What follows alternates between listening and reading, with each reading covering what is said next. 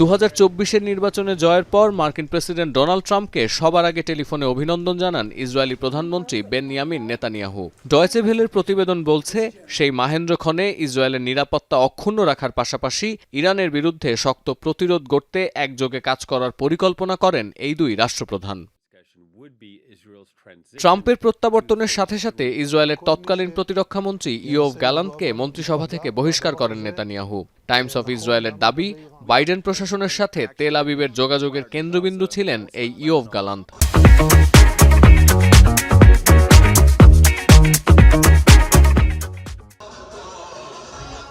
ট্রাম্পের শপথ নেয়ার একদিন আগে 19 জানুয়ারি ক্ষমতাসীন বাইডেন প্রশাসনের নেতৃত্বে গাজায় অস্ত্রবিরতি কার্যকর হয়। যদিও মার্কিন গণমাধ্যম ফলাও করে প্রচার করে, ট্রাম্প এফেক্টের কারণে 8 মাস ধরে ঝুলে থাকা আলোচনা সাফল্যের মুখ দেখেছে।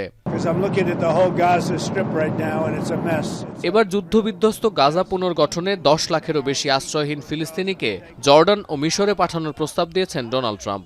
একই দিনে জো বাইডেনের স্থগিত করা আদেশ পুনর্বহাল করে 2000 পাউন্ডের বোমা পাঠাচ্ছেন ইসরায়েলে।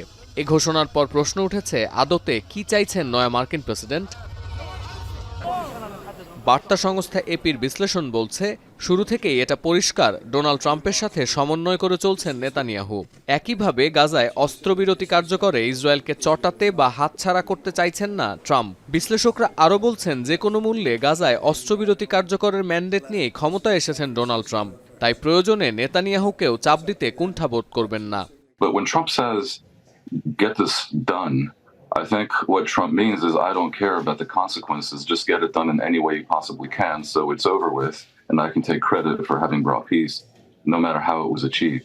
বিশ্লেষকরা আরও দাবি করছেন, মধ্যপ্রাচ্যে শান্তি প্রতিষ্ঠার সাথে জড়িয়ে আছে ট্রাম্পের রাজনৈতিক স্বার্থ। গাজায় যুদ্ধ বন্ধ না হলে সৌদি সরকারের সাথে দ্বিপক্ষীয় বাণিজ্য চুক্তির আলোচনা শুরু করতে পারবেন না ট্রাম্প। আরব সেন্টার ওয়াশিংটন ডিসির তথ্য বলছে, নয়া প্রেসিডেন্ট ক্ষমতা গ্রহণের আগে আগামী 4 বছরের জন্য যুক্তরাষ্ট্রে $60,000 কোটি বিনিয়োগের ঘোষণা দিয়েছে সৌদি আরব।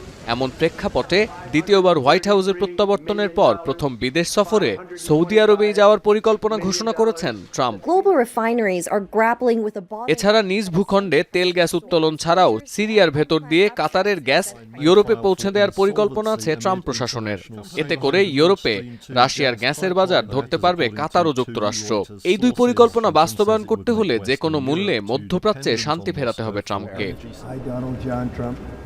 যদিও ইরানের সাথে চূড়ান্ত বৈরিতার ঘোষণা দিয়ে কোন উপায়ে মধ্যপ্রাচ্যে শান্তি ফেরাবেন ট্রাম্প, কিংবা তেহরানের অক্ষশক্তিকে নিষ্ক্রিয় করতে কিভাবে ব্যবহার করবেন নেতানিয়াহুকে, সে প্রশ্ন থেকেই যাচ্ছে। সতীর্থ কর্মকার, এখন বিশ্ব।